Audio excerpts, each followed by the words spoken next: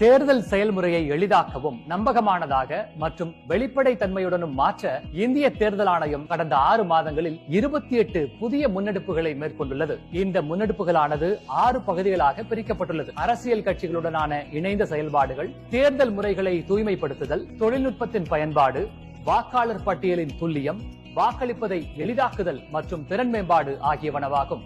இந்த காணொலியில் தமிழ்நாட்டில் உள்ள அரசியல் கட்சிகளின் தலைவர்கள் மற்றும் அக்கட்சிகளின் மூத்த நிர்வாகிகளுடனான தேர்தல் ஆணையத்தின் சந்திப்பு நிகழ்வுகளை பற்றி பேசுவோம். இந்திய அரசியலமைப்பு நெறிமுறைகளுக்கு உட்பட்டு தேர்தல் கால செயல்பாடுகளை மேலும் வலுப்படுத்தும் நோக்கில் தேசிய மற்றும் மாநில கட்சிகளின் தலைவர்களுடன் இந்திய தேர்தல் ஆணையம் இதுவரை 20 சந்திப்பு நிகழ்வுகளை நடத்தி இருக்கிறது. இப்படியான சந்திப்பு நிகழ்வுகள் மூலம் அரசியல் கட்சிகளுடனான மேம்பட்ட, வெளிப்படையான மற்றும் நம்பகத்தன்மையான நல்லுறவினை தேர்தல் ஆணையம் ஏற்படுத்துகிறது.